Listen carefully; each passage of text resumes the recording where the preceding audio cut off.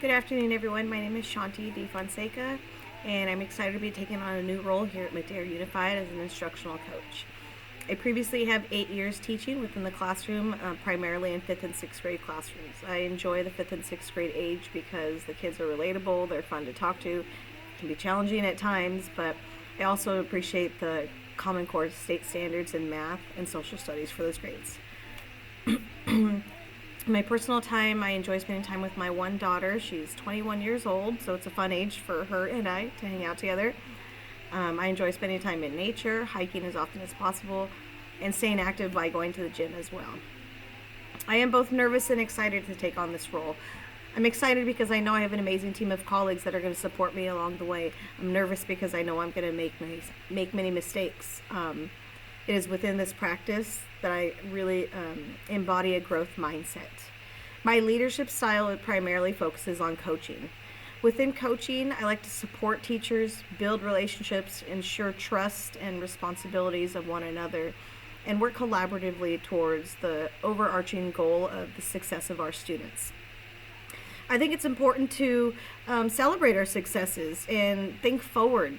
We are all going to make mistakes along the way, myself included, especially as a first-year instructional coach. But in addition, don't forget all the successes you have made along the way. Sharing those successes with one another is not about gloating or a sense of pride, only in the fact that you are proud of what has been accomplished well. We need to carry those little moments of joy to keep us going throughout this profession, as we know it can be a very stressful time for everybody.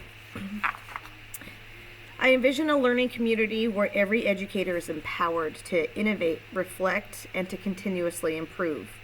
I would like to lay the foundation for a thriving educational environment where everyone feels valued and excels towards improving their craft. Again, myself included, as I will be learning along the way as I take on my new role. I want to encourage this growth mindset among teachers, and some of the best practices I plan to utilize are both hosting and attending professional development opportunities, fostering collaborative learning communities, and modeling a growth mindset within myself as a mentor, in addition to celebrating the successes and the effort made, because even though sometimes we may put a lot of effort in, we don't always celebrate successes at the end, and that's okay. It's all part of the process. Being able to model as I take on this new role, I'm going to happily reflect on my own learning. It is important to work with educators, teachers, students, administration, and myself, instructional coaches, breaking down big, long-term, overarching goals into small, more manageable pieces. Using these manageable pieces, we can even target them further into SMART goals that can be tangible and tracked throughout our progress, always reflecting back what the long-term goal was there that we had. The most important aspect of my coaching style is, again, to build trust and collaboration. I plan to meet with my teachers both individually and within small groups. Individually, so we can do one-on-one best practices, celebrate our successes, and work towards the challenges and how we can improve upon them. In a small group, I think it's important because then you not only have myself, but the community of other teachers or coaches as well.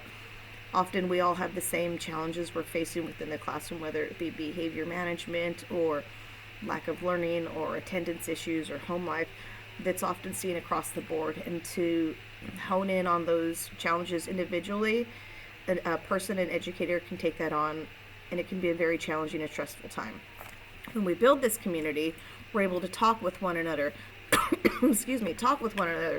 talk through the challenges, talk through the mistakes, realize that we're not alone in this, and we can work together towards creating the best environment for our students, but also for ourselves.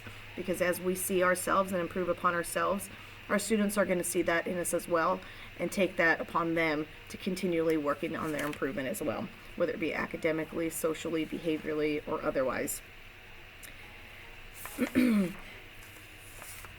Just as I listed above before earlier, the coaching style that I like is to work with individuals and build that trust. I want to foster open communication, valuing educators' ideas, foster a climate where every teacher feels supported. Together, we're going to create a network of shared experiences, challenges, strengths, and building a community to encourage shared learning. I also want to incorporate reflective practices. We will do this as both leaders, educators, teachers, and then eventually empower our students to take on the same reflective practices as well, reminding ourselves what went well yesterday, what went well on this math lesson, what went well with the lesson I taught 2 weeks ago. How can I take those core moments and redefine them into my next lesson, my next unit? These goals also help us stay on track with pacing and with our units as we progress throughout the school year.